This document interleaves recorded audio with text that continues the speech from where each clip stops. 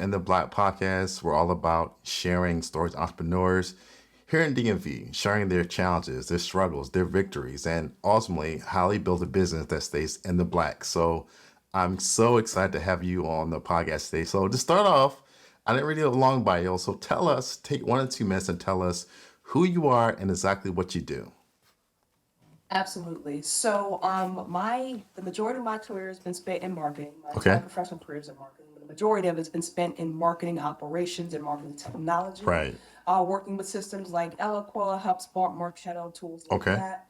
And I recently decided to leave and start my own business, not Right. necessarily to do consulting only in Mm-hmm. marketing technology, but the issue that I saw is a lot of people are not good at just basic marketing principles and Right. foundations, right? Right. My big term is I say, if you have a marketing problem, then you have a communication problem. Right. So how do I teach people communication skills, Mm-hmm. relationship building skills, and then wrap that into helping them apply that to their marketing to Okay, get them more. awesome.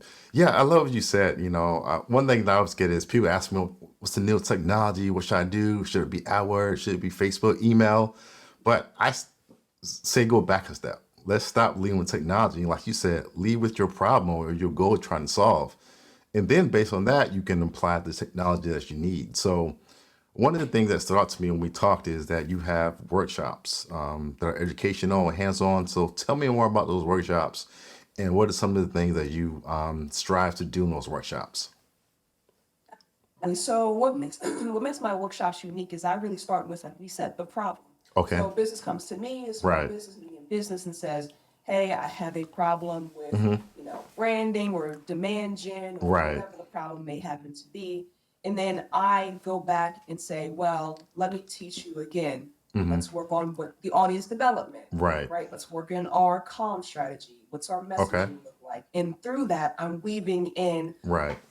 communication tips and things like that Okay. on top of like actually helping them develop their actual, like I said, Right. audience strategy, messaging strategy. Because Okay. on foundationally, that's probably what the issue is, Hmm. right? Right. At the core of it, right? They've mismanaged Hmm. their brand, they've miscommunicated to the audience what they offer. Their audience may be not the right audience they Right. think that it is at Hmm. all. They may have a different segment within that audience, right? Things like that. Right. So focusing those workshops on about some different exercises, Okay. different strategies to kind of get them to sort of think about this in a different way. Right. Yeah, I think that's really key. I think now there's so many strategies, so many platforms that people are really confused. They're trying to do this and that and not getting the results. So, one thing that I found out in my journey in digital marketing as well is that no matter the size, big or small, sometimes people have the same problem. So, That's talk about that. How do you speak to, let's say, the C-suite side, the people that are doing the marketing and so on, and also to the small business owner? And what's that gap, and how does that work? really the bigger companies are tougher only because they Right. think they already know. Let's say it again. Um, Say it one more time.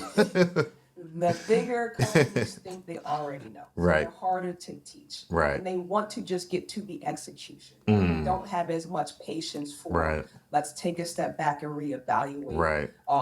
your core foundational marketing Hmm. things. Whereas the small business owner or the medium-sized Right.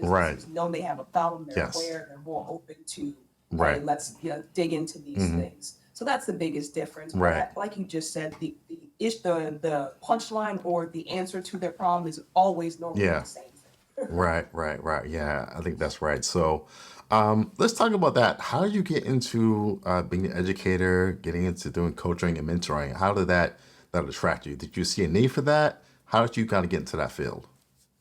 Twofold. So, like a lot of people Hmm. during the pandemic, I, kind of took a step back and Yeah. sort of reevaluated my career. Right. Throughout my career in marketing operations, marketing operations is sort of like the unsung hero. We're in the Hmm. background, right? We're Right. doing the Right. execution, we're doing the Right. tools. We don't really have a lot of say in strategy. Hmm. And I kept running across the same issue over Right. and over and over again. It's like the leads aren't any quality. Right. Sales says the leads Hmm. are crap.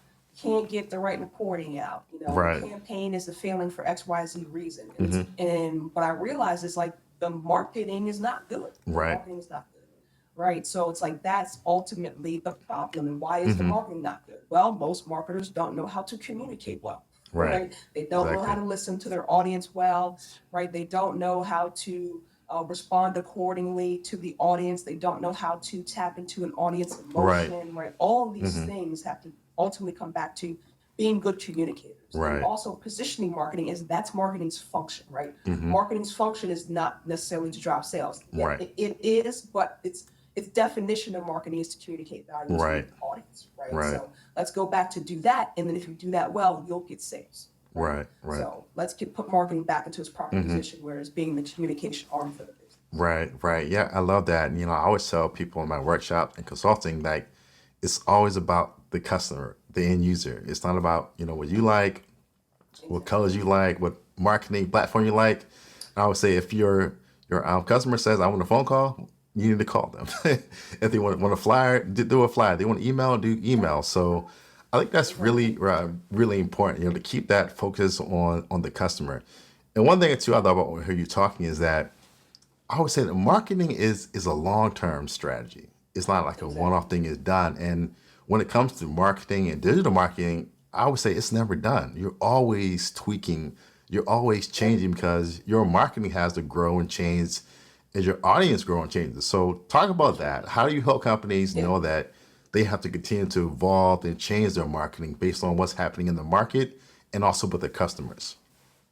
100%. Market and customers are one, two of Right. understanding. One of the services that I offer is just market research. You'd Yes. be shocked how many companies out here don't do market research. Right. They don't ask questions. They don't Hmm. study the market. They don't know what their market size is, what their Right. market share is, share of voice, all these analytics are the things that have died and been replaced with impressions and clicks and Right. downloads and things like that. Those are important. But if you Hmm. don't know your market size, market share, share of voice, things like this, Hmm. you're kind of shooting in the wind. So you have to kind of Right. start there and understand what your market is, Hmm.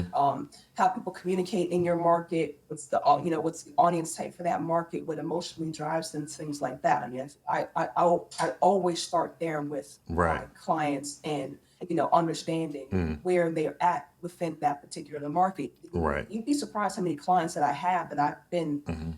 this isn't your market. This Right. isn't the audience. What you're Right. trying to do is not going to work for, where you think you're going to go. I've had Right. that conversation with several Hmm. clients. So as far as anticipating the market and understanding and being able to keep up with trends and things like that, Right. it's a constant thing, right? One of the Hmm. things that I have my clients do consistently is like you need to be communicating with your audience constantly. So is that surveys, Right. right? Is Yeah. that interviews? And this is Right. not just current customers, right? These is prospects. This is Hmm. audience people who don't know you, aren't familiar with you, Right. right? It's a need to have at least once a year. You need to Hmm. have some sort of survey, some sort of interview process Right. for testing the market, Hmm. understanding what's going on with the audience, things like this. I don't. And Sterling can tell me like during the pandemic, a lot Hmm. of businesses had a boost, Yeah. right? Because people were at home and certain businesses Right. skyrocketed. And Hmm. then when people went back into the office, back to work, it took a dip. Right. And now they don't know what to do. They're Hmm. struggling with how do I match my 2020, Right. 2021 pricing or sales revenue, and I'm suffering. Well, you didn't keep up with the market. Right. You didn't Right. test, you didn't understand. So Right. things Right. like that. This is great. I love talking to marketers, talking shop. So let me say this. Hearing you talk, I'm thinking about a few keywords. I'm thinking about data and also analytics. Mhm. I Mhm. wrote a book a few years back. It was called Binge-Worthy Marketing. And it was talking about companies like Starbucks, like Amazon, Netflix are using data to build experiences and to build product and services the customer like. So talk about how a company could use the data from social media, from their website, from the app to start to build experiences that are in line. That's the main thing, building things that are in line Yes, with your customer already wants. I think so much in absolutely. marketing, we want to create something new and exciting, but get the Right. people more what they want. Someone buying hot Mhm. dogs, give me boiled hot dogs, give me baked hot dogs. Like stay on that frame. So talk about that. How can you use Yeah. data and analytics to give your customers more what they already like? Exactly. I think that the frame actually is very important, Hmm. right? I talked a lot about my clients about like having a hypothesis, Right. right? When you're looking about data Hmm. and things like this, right? When we're doing research, we need a hypothesis. We Right. make an assumption and then check against that assumption, Exactly. right? And most of the times the hypothesis is about themselves and not about the audience. When Mm. people like this feature that I have, or I want to do this, when Right. people like it, it's like, well, that's the wrong approach. true. Right. We want to see what the audience likes and then us confirm or deny that, Mm-hmm. right? Not what you like. So Right. that's one of the big things is like when I'm working with clients, is like, let's have a hypothesis and let's make that hypothesis about the audience that we're trying. Right. So that when we do collect data, Mm-hmm. we're then again in the right frame and not, in this assumption game, which Right. is a lot of companies do. Mm-hmm. It's even shocking how many companies, again, I call it proactive metrics versus reactive metrics. Right. I live in a world where a lot of companies are in reactive metrics. Like I said, clicks, downloads, that's Right. what they're using to gauge audience Right. interest. Well, your output is only as good as your input. So Mm-hmm. if you input an assumption or a guess based Right. on two people in a room coming up with a marketing strategy, you Mm-hmm. can't be mad when that campaign fails. You Right. didn't do any actual proactive metrics, right? With Mm-hmm. the stuff that we're talking about. Right. Social media is fantastic. I would just caution people about echo chamber with social Mm-hmm. media. Yep. Exactly. Yep. So, Yeah. you want to validate whatever social media analytics or Mm-hmm. data that you get with something that is third party or something Right. that is industry standard. But it's a wealth of a platform to use, any kind of social media platform, and tell people, just focus on one or two, Mm-hmm. right? Don't overextend yourself. Right. People use different social media platforms for different reasons, right? Exactly. Think about yourself. What you do on Facebook is not necessarily what you do on Instagram. It's not necessarily what you do on LinkedIn. It's not necessarily what you do on Twitter, right? Mm-hmm. You have different uses for those things. So Right. think about that and think about how that aligns with your company. Mm-hmm. But it all comes down to sort of proactive metrics Right. and what hypothesis you're trying to Right. gain based on what Right. what you think that your audience wants or needs. Yeah, I love that. One of the quotes from my book was, I wrote a book, all the quotes were my quotes, by the way. So I didn't quote anybody else. I quoted myself. But one of the quotes was, I said that data is the end of guessing. And Yeah. kind of what you said, people are going off what they feel in their gut and it's Right. what they like, what they think people What they like. like. And they're making that. So I would say you should use data to approve or disapprove what you think. It's the ultimate, benchmark. What are the data saying? That should guide your business decisions. So let's step back here. I want to talk about Yep. how did you get into marketing? I'll Yeah. tell you my story quick. So I remember one day in my car with my dad, we were driving. I was probably in middle school. And my dad was always quizzing me. He turned around and he said, Sterling, what are you going to do when you grow up? I didn't know anything. And randomly I said marketing. He said, oh, that sounds great.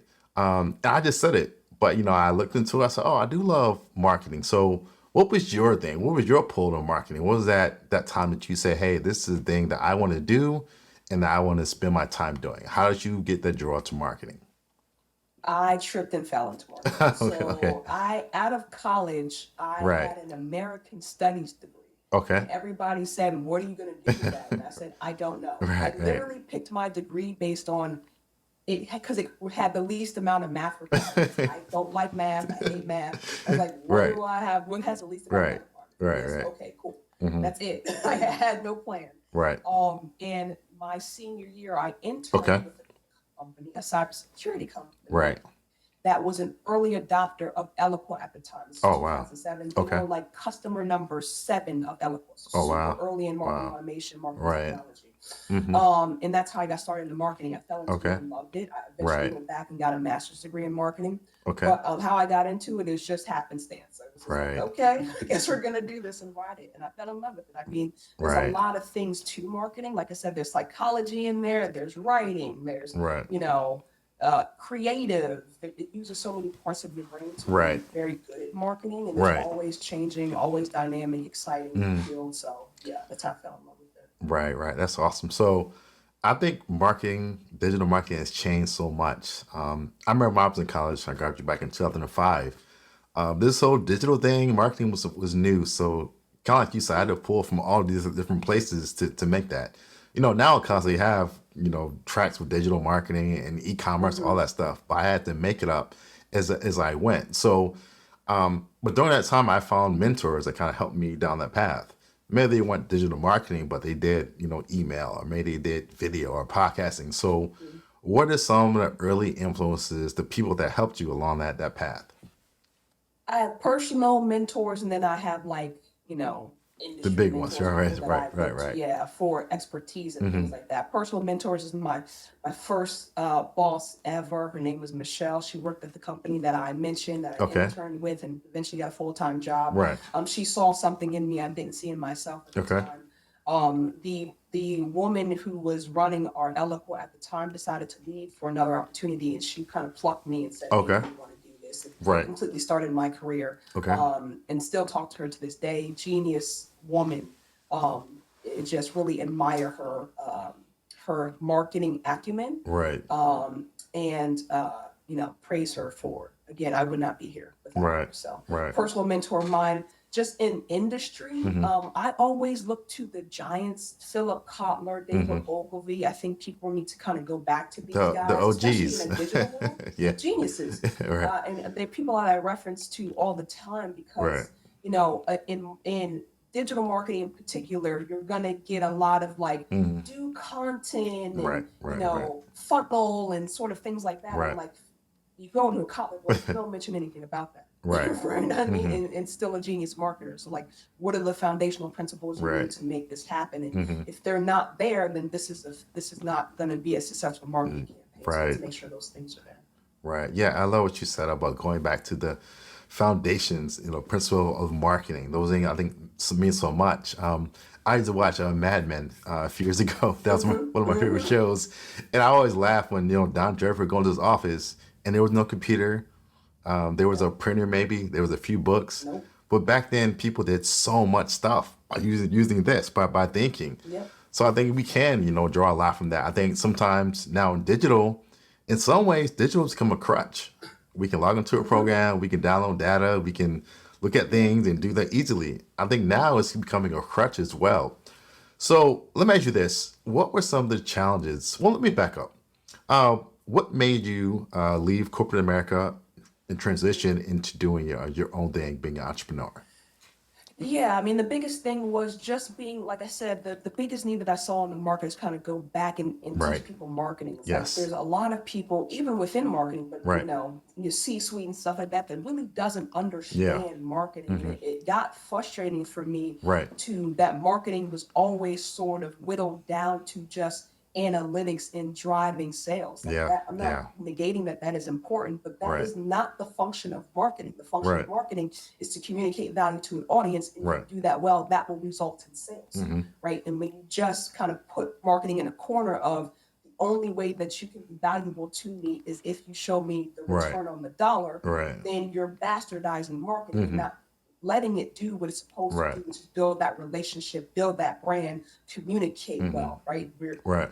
You can't serve two masters. And if I'm doing Yeah. this over here, it's all about the numbers, then well, I'm not really doing what marketing is designed to do. So that Right. was my biggest kind of Mm-hmm. push from coming out of corporate Right. and being able to level set, getting out of that mentality and mind frame, which is so pervasive in corporate, Mm-hmm. and being able to step back and going, okay, what's the problem? What are we trying to solve here? Right. Okay, it's communication. It's going back to marketing core fundamentals. Okay, I need to be able to teach people that so they can then properly Right. approach marketing and then do all of the things that corporate wants them to do Right. and drive revenue and all those things. Right. That's awesome. Okay. So in your time of being an entrepreneur, what are some of the things that you face or some challenges you faced, and how did you surpass those challenges? I mean, like I said, it's so funny because the thing that I teach is this thing that's a challenge, which is communication, right? And all Right. sorts of things. So, Right. that you asked earlier about like the bigger companies and the Mm-hmm. challenge. The challenge is communicating value that they need to go back to the Right. fundamentals. They're so focused on driving revenue, driving revenue, driving revenue. And all Right. it means. It's like you can get there, I promise you, Mm-hmm. if you do this, and being able to communicate the value of them doing that.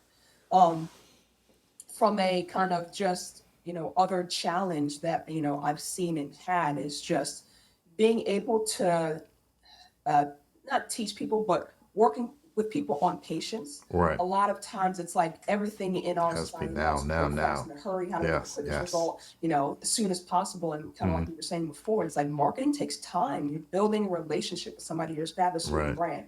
All the big brands that you mentioned, your Starbucks, your Amazons, Mm-hmm. your Apples, right? This took years, you know what Mm-hmm. I'm saying? This wasn't overnight. They saw marketing for what it was, which is an investment over time. Right. And if you want to be successful at it, you have to think about it like that too. Right. Yeah, I love that. But I think that same principle you can apply to your life. Hmm. Whether it's personal branding, relationships, everything. Like even Yeah. today, I'm looking at fourth quarter and what I'm gonna do next year in Q1, Q2. But if I'm honest, a lot of those seeds have been planted. Now I might, Yes. do a podcast or some way executing, but even now, a lot of opportunities I have, those started 4 or 5 years ago, and now are just coming into fruition. So I think that's really is important, having that patience. And I think too that we've gotten into marketing, more customers, more leads, more Hmm. sales, more Hmm. clicks. And I always say, what about retention? What are you doing Hmm. to say, hey, we have customers. Let's create a reward program like Star Wars Reward or something to keep those Exactly. customers you already have. So let's move into that. Like everybody's saying, Yeah. gimme, gimme, gimme. But what can we do to make sure that we are growing with our customers and our marketing Yeah. stays in line with what they want now? You make an excellent point. One of the other things to that point is like these businesses aren't good at giving, right? They're excellent at taking, Right. right? Give me, give me your money, Mm-hmm. It's like, but what are you giving back to people, right? Right. What are you investing in people, right? What seeds are you planting in them Yeah. to reap those rewards later? Right. It's like the mentality is kind of backwards, Right. right? It's like you're not investing in your people Mm-hmm. enough internally or externally Right. in order to seek the rewards that you're Mm-hmm. seeking. So I think that is an important point. It's like Right. not only invest in your audience, but invest in your company, invest in your people, invest in the Mm-hmm. people who don't have an immediate benefit for you right now, because that will turn into something in the future. Right. Okay. All right. Getting wrapped here, but we're coming up with New Year 2024. So, what is next in marketing for 2024 that people should be focusing on and people should be experimenting with? What's the new thing that we should all be looking toward as far as marketing in the new year? Yeah. I mean, your guess is as good as mine, Right. Sterling. I mean, like 2024 Right. was an insane year. Yeah. It was chaotic. It was Right. up and down. It was all over the place. Hmm. I talked to a lot of marketers. I talked to a lot of people in the space, and Right. like a lot of like odd, weird, confusing is going to be the theme for Hmm. 2023. But there is an excited optimism for 2024. Right. We don't know what it's going to be. I'm excited for it. I Right. think it's the new normal is finally going to be just normal, Hmm. whatever it's going to be. Right. It's going to be different. It's going to be new, but I'm excited for it. Right. So, I'm going to stick to the theme. I don't have a certain Hmm. like this is what I'm seeing. Right. All I know for sure, it's going to be the new normal, whatever it is. Hmm. Whatever 2024 brings us, that's probably what's going to be the foreseeable future for the next probably decade or Right. so. But I'm excited for whatever that odd, strange thing is. I'm looking Yeah, forward to it. I love your honesty because everybody wants to give what's the new thing of Yeah, next year, whether it's email, whether it's AI, but yeah, we really yeah, don't know, and that's I yeah. think one of the special things about marketing and business. It's a journey, and we can't always say exactly what's going to happen. So, people want to contact you. Tell us the name of your company and how can people get a hold of you. Excellent. Yes. So the name of my company is Mo Martech. That's Hmm. MoMartech. It's momartech.com. No Right. hyphens, no spaces. It's all together. You can follow me on all socials, LinkedIn, Twitter, Facebook, Instagram, Mo Martech. You can follow me personally. My name is Moni Oloyede. So that's MoniOlloyede. Again, on all socials. Great, awesome. Thank you again for your time and sharing your story. And to our listeners, as always, in the black, we're dropping new podcasts every week where we're interviewing entrepreneurs, diverse entrepreneurs here in the DMV that are doing great things, sharing their challenges, their successes, and how they build a business that stays profitable in the black. Once again, Monty, thank you for being here. Have a good day. Thank you. Thank you, Sterling.